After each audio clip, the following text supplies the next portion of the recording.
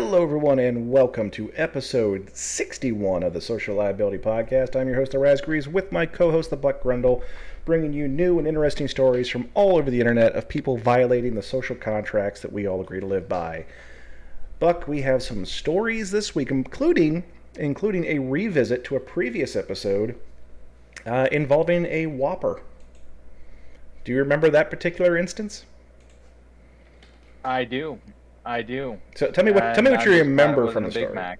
Yeah. Tell me what you remember from the story. 'Cause that's gonna be our lead in today. Yeah, I fucking hate you, man. You just won't let me hang my hat on that nail. You gotta quiz me. Okay. Some lady got irate at a Burger King drive-thru and assaulted the employee with a Whopper, and was arrested for it and was tried and convicted of something. And I believe that that's going to be our perfect segue into the first story of this Comedy Monkey Go-Round. After you, Raz. Well, if you were to go back and listen to episode 49, that episode was titled Sex, Whoppers, and Nerf Guns. There was a story that involved a Florida woman, go figure. A 78-year-old Florida woman was arrested after a Whopper throwing fit in May of this year at Burger King has been sentenced. Judith Ann Black, which her name, the humor does not escape me on her name. Let me continue and you'll know why. Judith Ann Black, 78, has been placed on probation for 1 year after pleading no contest to a charge of battery Tuesday in Sumter County Court. According to the police affidavit, Black reportedly became upset about the thickness of the tomato in her sandwich. The woman reportedly went to the front counter to express her frustration to a Burger King employee. The employee told officers she informed Black that she couldn't help her until she stopped screaming, and that's when Black threw the Whopper at the employee's head and began shouting racial slurs. "Shut up, you black bitch," she allegedly told the staffer before using the N-word multiple times as she left the restaurant with her husband. The victim's account was corroborated by witnesses and statements and surveillance video. Black was sentenced to 12 months probation, fined $785, and ordered by the judge in Sumter County to attend anger management classes. Not a long story, Good for Sumter County. I just wanted to follow up on that one because it's even funny because the picture they chose to use is almost a pixel per pixel copy of the thumbnail we used for our episode. I do remember this now. No, I'm glad this lady got sentenced to something. I'm glad she had to pay for what she freaking did, man. Granted, it's only probation, and it's only a fine. And I think the worst part's going to be the anger management classes. Exactly. Well, you know what? I mean, could she have been, or should she have been punished more harshly?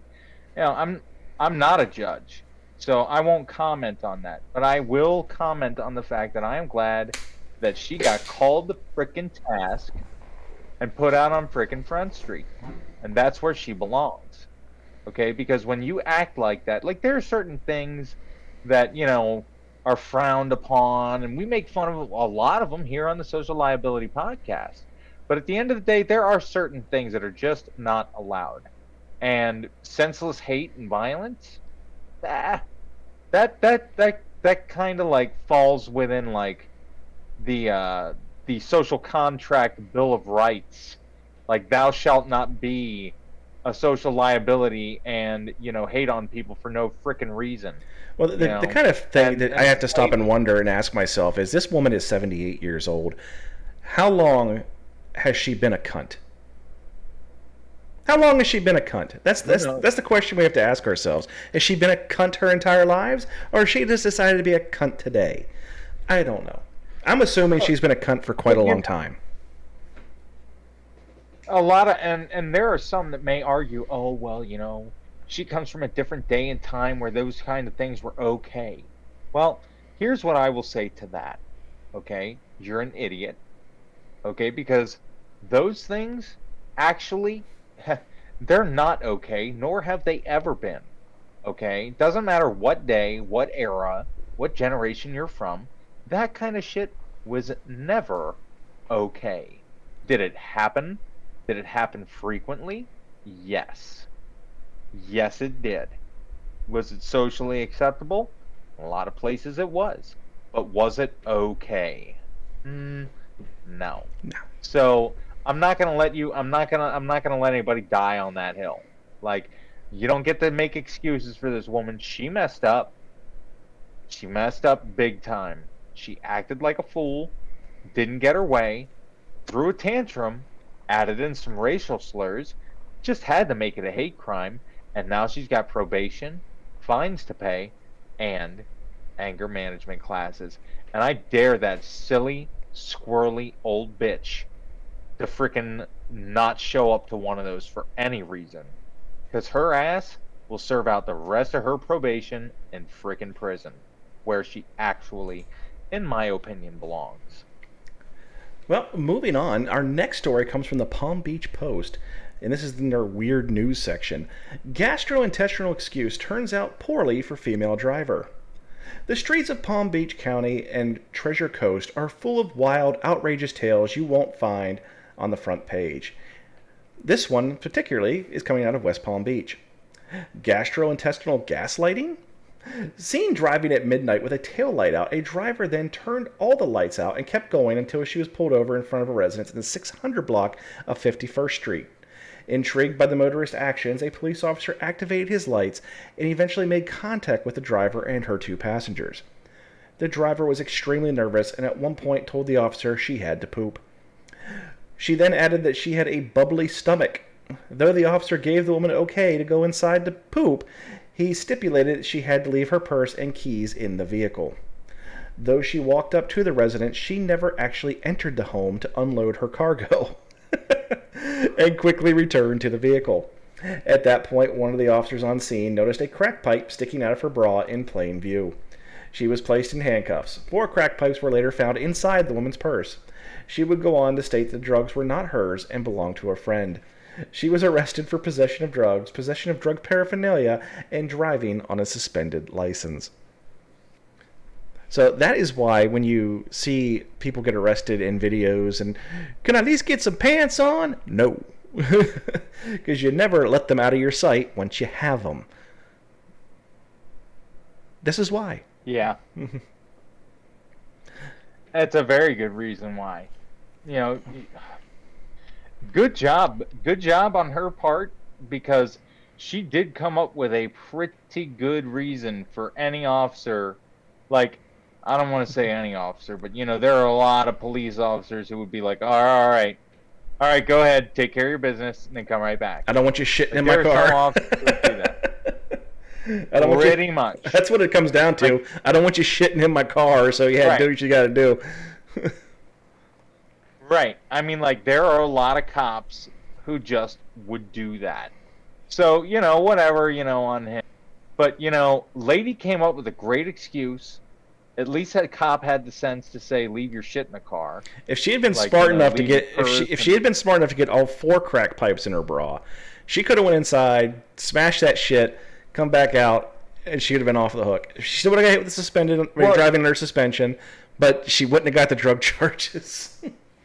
Right, and that's the thing, man. And then she comes back, and her grand excuse, after she's been caught. It's not mine. I mean, like, this lady's borderline criminal mastermind, but she gets caught, and then that just buckles. It's not mine. Belongs to a friend. These aren't my pants. Nope. Nope, no. Nope, that doesn't belong to me. I used to play music with the guy who it does belong to, but it's not mine. Like, no. Lady had it right to ditch and go to the bathroom. That's probably where she got rid of her drugs. We should have a segment called had some on her. We should call this segment "You Almost Got Away with It." Well, no, right. She never made it inside. They watched her walk up to the door. Then she never went inside. She came back. Oh, yeah, never mind. Again, you know, the planning phase, A+. A+ on the planning phase for this heist. But I'm going to have to give you a solid fail for the execution phase here, lady. You know, but either way, no.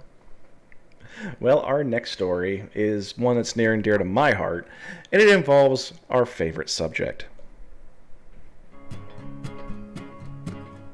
Florida man, does whatever the fuck he can. Makes headlines every time. Florida's paradigm. Look out! Here comes Florida man. Indeed, here comes Florida man as a Florida man sticks his hand in a cougar cage at the zoo. Cougar 1, Florida man 0. And I said cougar and I should have said jaguar. That was my fault. A Florida man in his 20s was hospitalized Wednesday after jumping over a barrier at the Range of the Jaguar exhibit located at the Jacksonville Zoo and Gardens, and then inserting his hand into the big cat's enclosure. Can you guess what happens next, folks?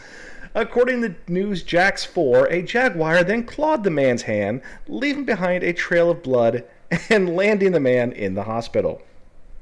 This is an individual that wasn't using his head. He stuck his hand through the mesh that separates the jaguars from the outside. Deputy Zoo Director Dan Maloney told WJXT, adding that the incident, quote, would have been a very different story if the animal had been able to secure a stronger grip on the man.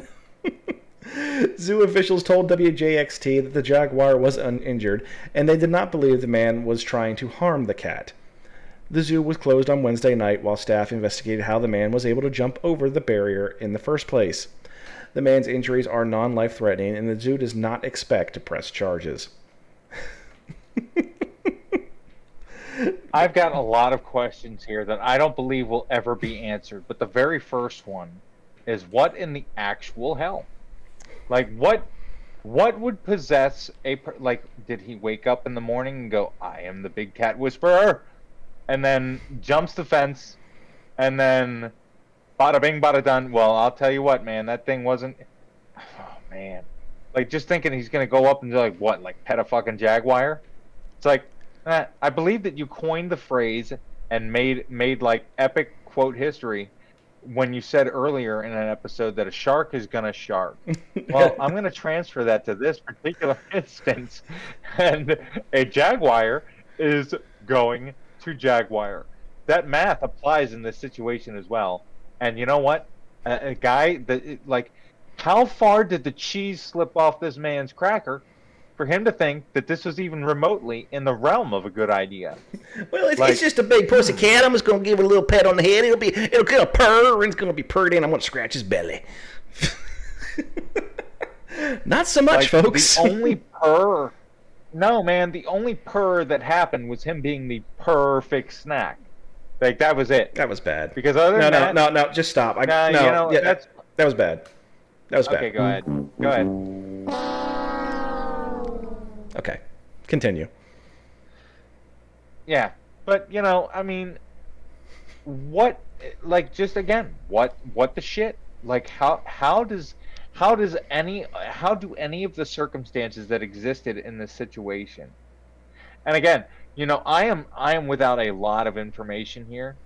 Like, maybe there was a scratch and sniff sticker somewhere, and the guy just had OCD and just had to go and try. No, what in these circumstances that existed made hopping a fence that clearly, I would have to assume that clearly it said somewhere don't do what you're thinking. No, doing. Fuck that. Fuck that. No, we don't need a sign that says "Don't jump the fence." When there's a fucking fence, the fence says "Don't jump the fence." Exactly. So a fence in and of itself is a sign. The sign that reads "Your ass don't belong here." Right. They were nice enough to make it out of Lexan plastic or whatever they use at zoos to make that shit so they could see through it. But, the only thing that separates the fact that they're completely separate from you is technology. Because if not, that shit would be made out of wood and you wouldn't see anything. Prices would double. But either way, this guy thought that he'd have a brilliant idea and jump the fucking fence and pet a big cat. And I just don't understand, how, I would need someone to show me the math. By somebody, I mean him. If I were the officer, if I were somebody involved of any kind of authority, pressing charges, which I'm sure they're going to do. They said there at the end that they're not going to press charges. What disgusts me is he's most likely going to sue the zoo. Yeah, exactly. you can't control yourself. And like, what is he? A big fucking kid sitting there with half an arm?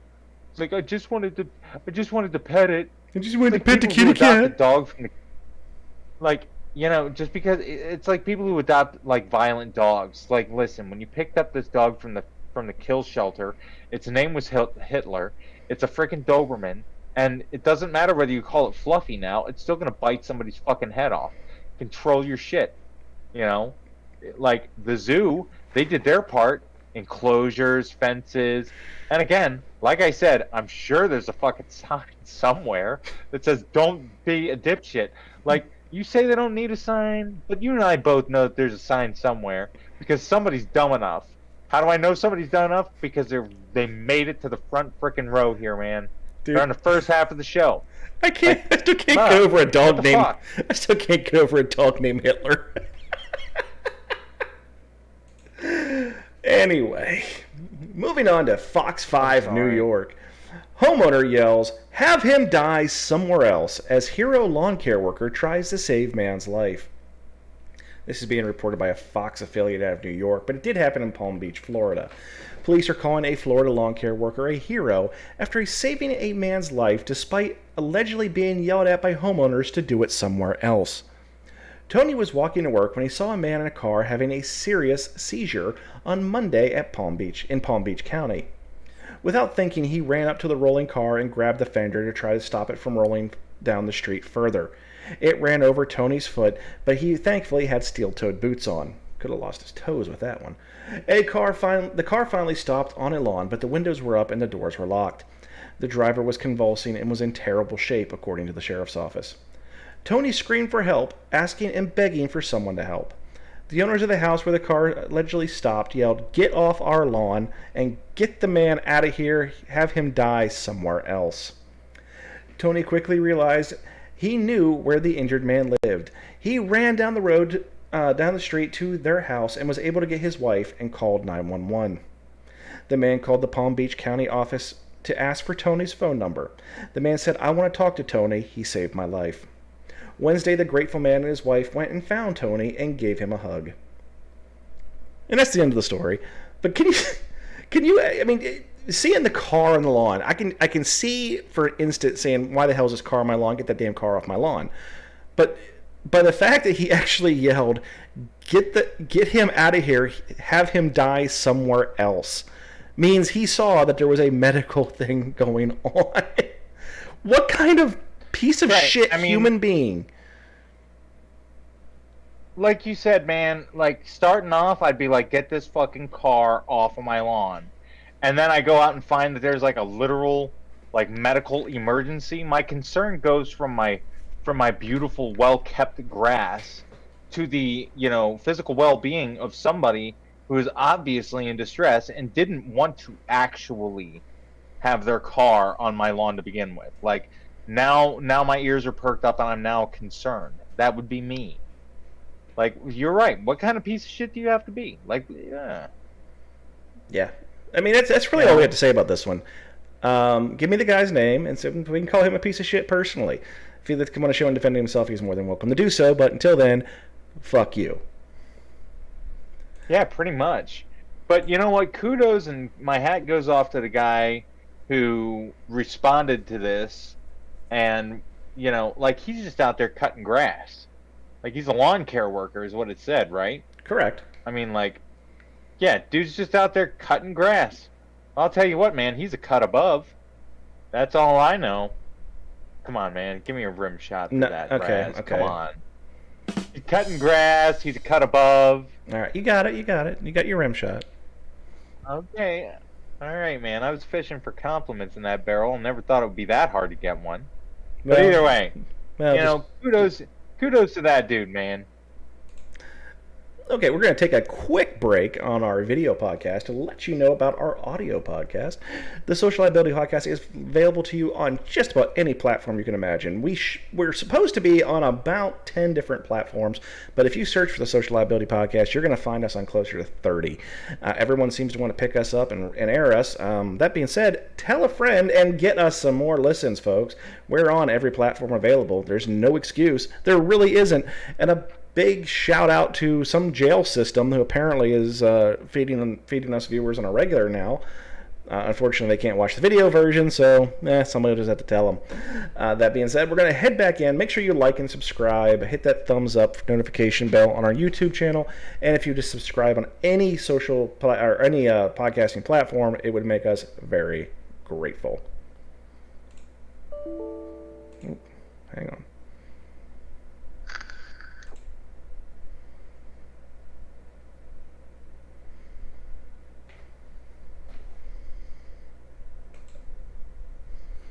And we're... Dang it. Hang on.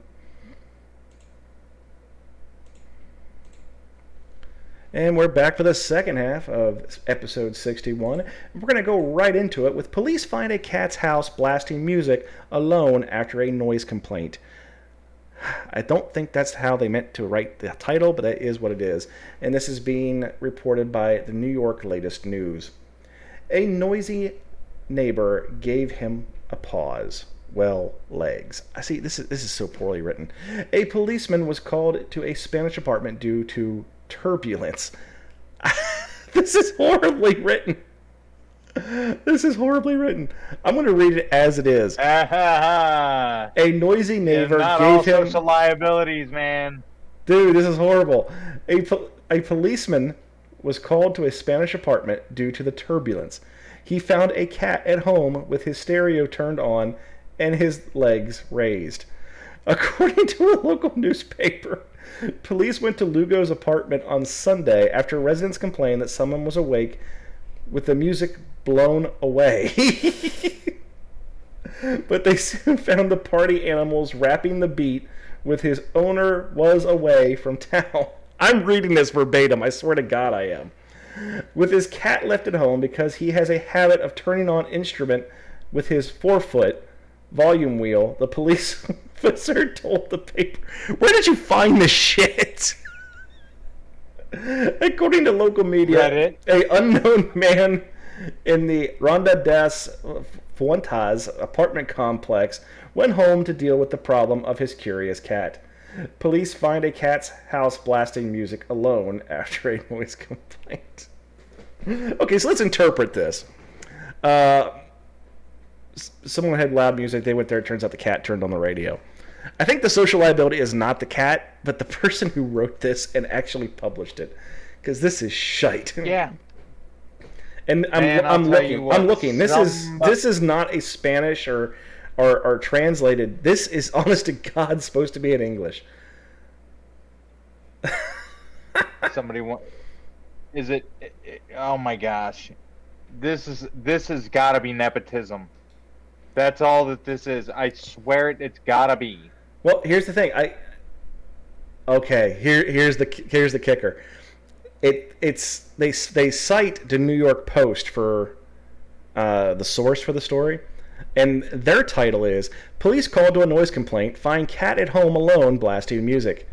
A noisy neighbor gave him pause, air, pause, P-A-W-S. Cops were called to an apartment in Spain over a noisy disturbance, only to find a home alone cat had turned on a stereo way up with its paw. Police went to the apartment building in Lugo on Sunday after residents called to complain that someone was blasting music and keeping them awake. But they quickly spotted the party animal lapping to the beats with his owner out of town. His cat that was left in the house His cat was left in the house since he has the habit of turning on musical equipment with his paws and the volume wheel, told the cops. This had to have been from like Spanish translated, and they're like translating it over and over again. So it's no. I'll tell you what, man. Whoever put this article wherever I found it, what they did was they took the Spanish article, copied it, pasted it in the Google Translate, copied it again, pasted it into their homework assignment, and then turned it in, and whoever their boss was like, you literally got this here 5 minutes before the deadline. I have no choice but to put this out. It better be legit. And then it's just a shitstorm. Yeah. Like, that's that's how this unfolded in my mind. I don't know if that's what really happened, but again, we have to, like I am the architect of reality here. When you do not give me the material information, I have to fill in the gaps somehow. So I agree. Google Translate was definitely involved in this story. Yeah. But our next story comes from thevibes.com, Malaysia from every side. So this is a Malaysian paper, so if this one's all jacked up, I'm sorry. Goat dies after unnatural sex with senior citizen. Man, what a bad way to go. Oh my God, no.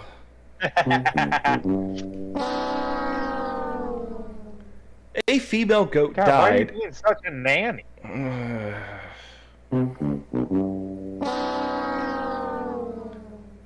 A female goat sitting there died. moaning No, like no, a you just damn shut up. kid. I'm muting your mic. A female goat died after a senior citizen had unnatural sex with it on yesterday. There's some other words there. A 48-year-old woman who is the owner of the goat realized the incident at about 1:30 p.m. after hearing weird noises coming from the animal. She then saw a half-naked man who she recognized getting up from the goat before running away. After checking the animal, she found it was already dead. The woman lodged a report with the police station at 6:24 p.m. yesterday. The police chief, Arsad, and I'm not going to try, I'm just going to call him Arsad, confirmed that the 60-year-old man was arrested. The suspect was found in the bushes and arrested at 1:50 a.m. today. He was taken to the Sessions Court in Kuala Kuba Baru for a remand application to facilitate the investigation under Section 377, blah, blah, blah, blah. A forensics unit in Kuala Kuba Bara veterinary department team were sent to the scene to conduct an investigation. The body of the goat was sent to the department's laboratory for analysis and autopsy. This dude fucked a goat to death. Hey, now, let me ask you this, man.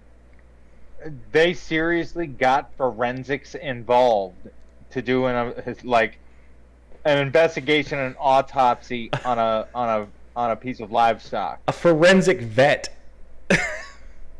That's wow. Wow. Like I'm just wondering, like, and I know I'm interrupting the article here, but my question is this. Your country had better be developed well enough to where everyone has electricity and the ability to shit in a toilet before you come running out of the corner with a forensic fucking veterinarian. Okay? Just saying. If everybody in your country can't flush a goddamn toilet, then you should not brag about having anyone within the borders of your freaking country that can operate anything that a forensic veterinarian would need the qualifications to do. I'm just saying. I love how you're stuck I don't know where this is. Malaysia. I love how you're stuck on the forensic vet, but you're leaving alone this man fucked a goat to death. We haven't got to the end of the article. Oh, yes, we have. That's it. That's the end. Oh, I thought I was interrupting. This motherfucker's sick. Like, that's just all there is to it. There's a picture I of the felt bad goat. for a second. I thought Dude, there's a picture of the goat. No. You can see it. You can see it on your screen right now. You can't watch in the podcast, but Buck can, because he can see what I see. And I'm not going to show this because there is clearly irritation of the genital area. Yeah. What the? Oh man! Like, seriously? You know what? I mean, like about 500 years ago, the people in New Zealand found a new use for sheep. It's called wool. But I mean, like, goats and syphilis. What did you know what? I mean, sailors had that knocked down since the 1500s. But I mean, you know, it's scurvy. Yeah. Call it what you want to call it, man. I wouldn't be fucking no bae bitches. Moving on, this is being reported by NBC News. COVID-positive man boards flight disguised as wife in Indonesia amid pandemic surge. He covered his face and hoped for the best, but his plan to disguise himself as his wife ultimately failed. Nunin Niqab? Jeez. A face veil worn by some Muslim women, an Indonesian man who had tested positive for COVID-19 boarded a plane traveling from the Southeast nation's capital, Jakarta, to the city of Ternate on Sunday. He bought the plane ticket with his wife's name and brought the identity card. He did not identify himself as a man, but added that all of his documents, including his vaccination card, were under his wife's name. The man's ruse was rambled when a flight attendant noticed the man changed his clothes in the lavatory midair and was arrested when the plane landed. He was tested positive for COVID-19, and the result came. He was tested for COVID-19, and the results came back positive. Police said, adding that it was self-isolation at home, and the investigation will continue. God, this is NBC News. Why are these written so poorly? Stop. Google Translate. I'm guessing. I really am. But so this dude puts on, the female Muslim garment and gets on the plane, and I'm my wife. Let me on the plane, even though I know I'm positive for COVID. Thanks, asshole. Okay, so again, this is another prime example of somebody nailing the planning phase of their heist, but really, really abysmally fucking up the execution part. Why? First off, let's just call it out there and get the elephant out of the room. If you're testing positive for COVID, you shouldn't be getting on a fucking plane. I'm just going to go ahead and put that right out Or there. leaving your house other than go to a hospital. Right, pretty much. But in the event that you end up like this dude and want to, steal your wife's identity, don't change your clothes in mid-flight. You have to commit to your ruse, dude. Like, this guy needs to know what is like something called the long con. Like, he did not play this out very well. Like, I'm almost wondering if he'd have got away with it scot-free if the dipshit wouldn't have fucking changed. Oh yeah, probably. Again, probably. Removing the COVID threat from the equation, just this guy being a dipshit enough to just, yeah, I'm gonna be my wife, and perfect way to do it too. You're in a culture where women need to be veiled. Like this, you don't even have to shave. All you got to do is commit. Just commit. But no. Couldn't even do that. I mean, like me, shit. If I was gonna be Catherine, if I was gonna be caregiver Katie for a day, I'd wear frickin' underwear.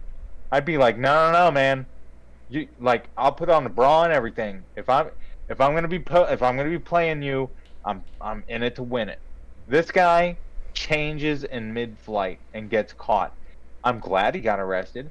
I hope that I hope something happens to him, and I hope that he gets made fun of by anybody who wears a uniform from this day until these charges are cleared.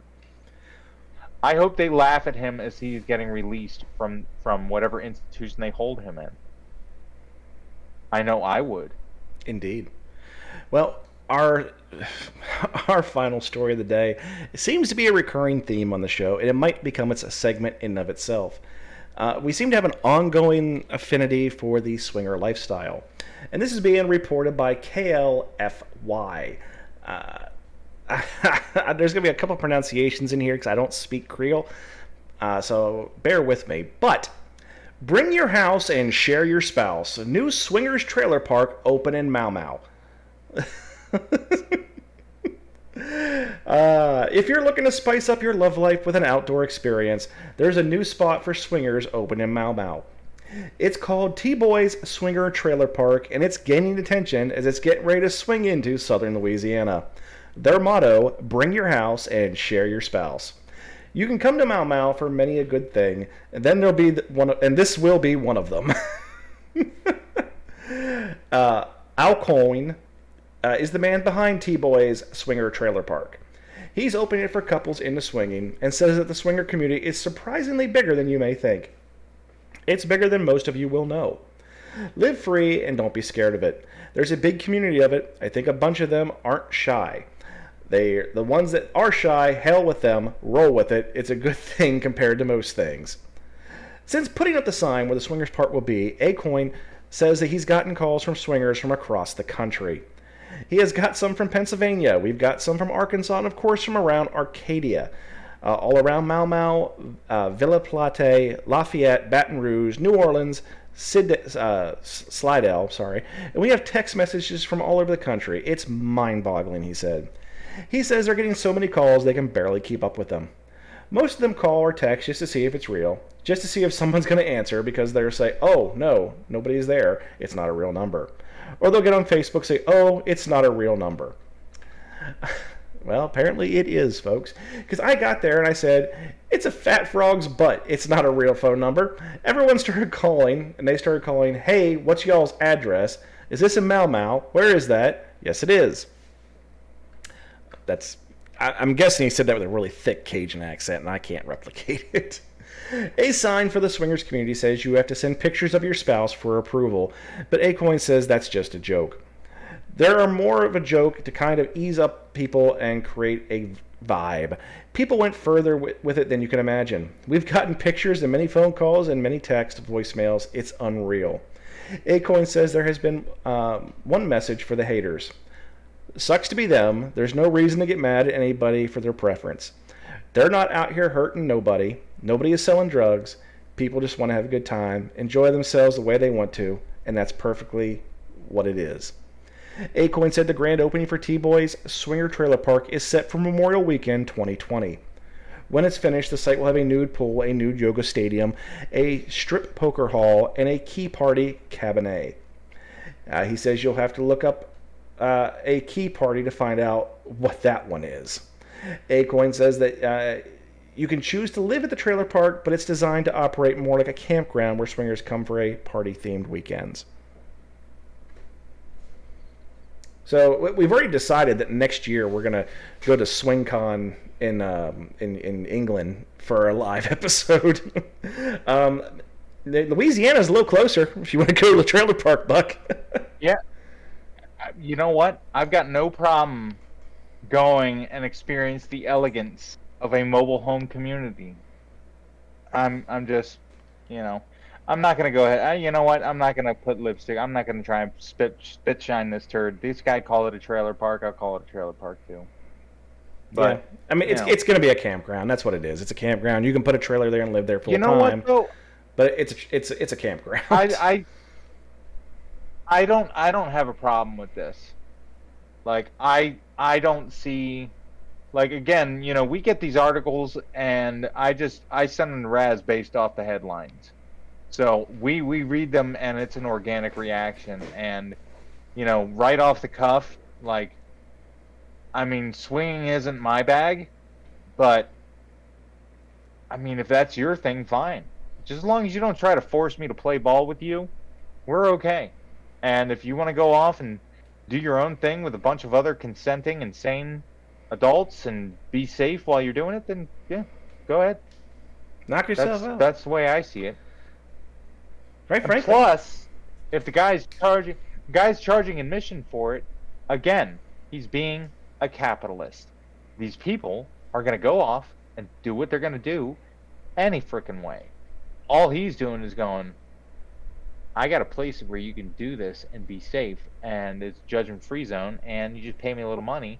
And you know what? People line up in droves. They're like, hell yeah. I get to express myself however I please, and nobody's going to give two shits about it. Hell yeah. Let's do it. Yeah, see, good for him. Good for him. We do these stories as though they're social liability. This isn't a social liability. This is the people that have an issue with this. They are the social liability, because they're not coming into your town saying, right. hey, you there, mister, why don't you come over here and fuck my wife?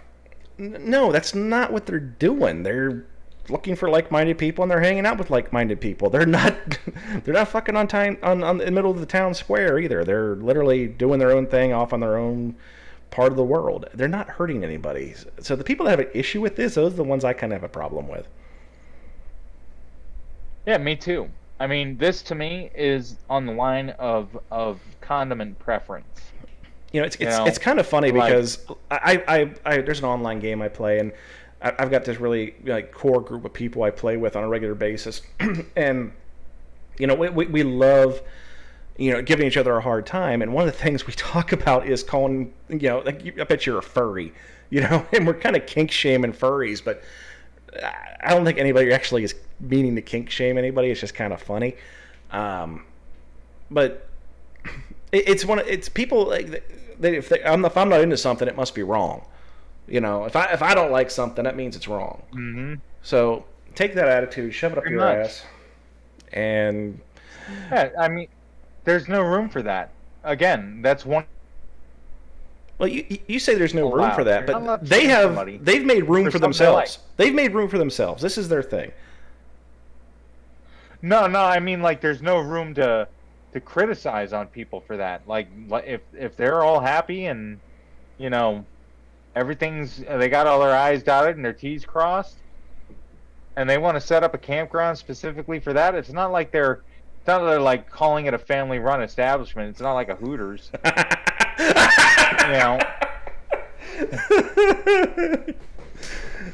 Right on. Okay. Well, I mean, like, you and I they're both not trying to call it something that's not. You and I used to live in South Central Pennsylvania, and a lot of people don't realize this, but just where we were at alone, there were 3 swingers clubs within half an hour of my house. 3 of them. Yeah. The guy's not wrong. It is a bigger community than what you think. It really is. And if you have a problem with it, what the fuck is your problem? Right, exactly. What is the problem? Like, is somebody forcing you to take part in this lifestyle at gunpoint? No. Then I don't believe that there's any flag that can be thrown on this play. Are they doing it in your backyard or in your garage? No. Then mind your own frickin' business. If you don't like it, then turn your frickin' head. Something just popped in my brain, Buck. I'm gonna put you on the carpet.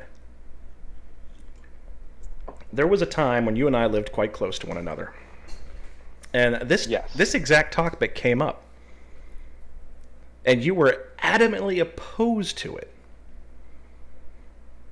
Now, you weren't saying that other people couldn't participate in it, but now you've said it now, just in passing, that it's not your thing.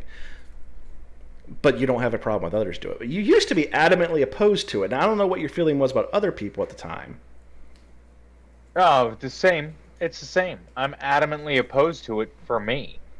Like, it is not. Are you sure? Because like you're gonna check a lot of boxes on that on the kink list. You know that.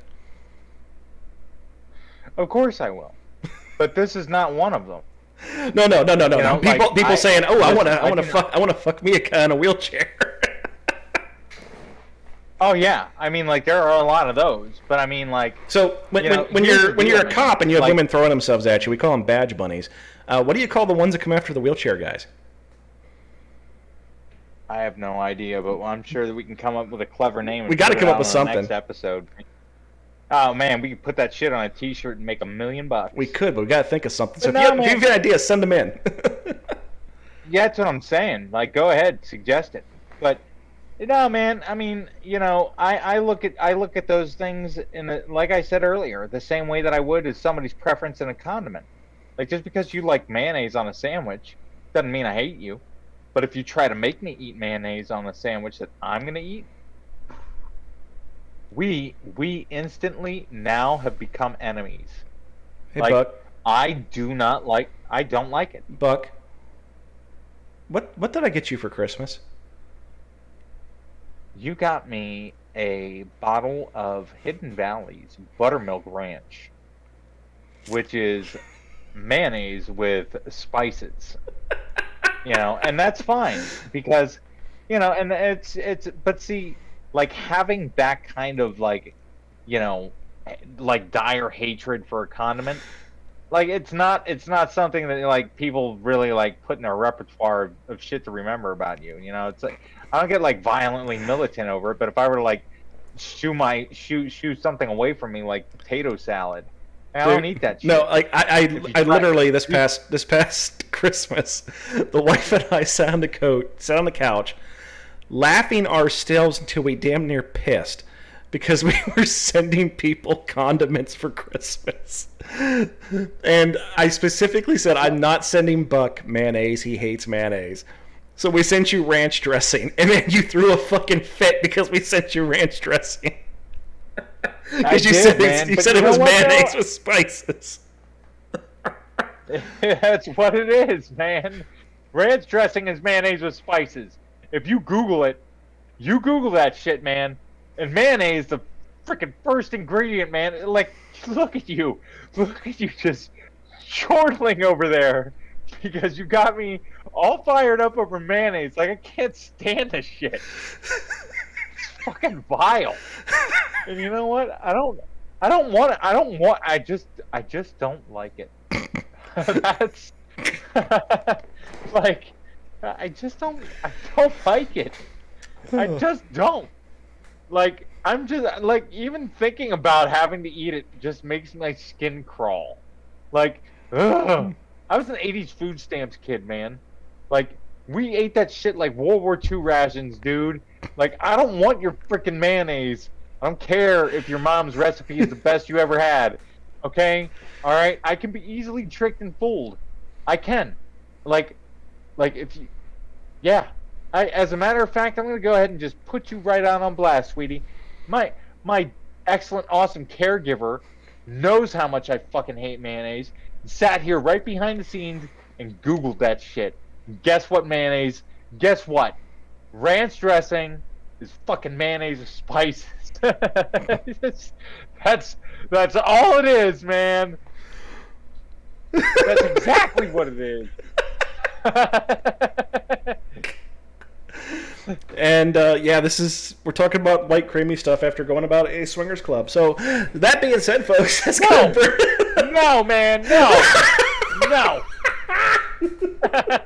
That's going to bring us to an end of this episode of the Social Liability Podcast. Make sure you like and subscribe and share it with a friend and listen to us each and every week. We are 61 weeks strong, going on 62 weeks next week, Buck. 62 freaking weeks! Keep your fucking mayonnaise in your goddamn living rooms, too.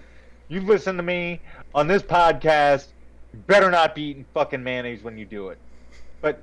you know, please, by all means, like, subscribe, share, hit the notifications. New content once a week, and definitely appreciate your patronage. Please disregard any threats because, you know, a handicapped guy in a wheelchair really does nothing but yell and wave his hands. Not a very big threat. But either way, we love you. And make sure you check our links in the description to send Buck mayonnaise from his Amazon wishlist. Have a great week, folks.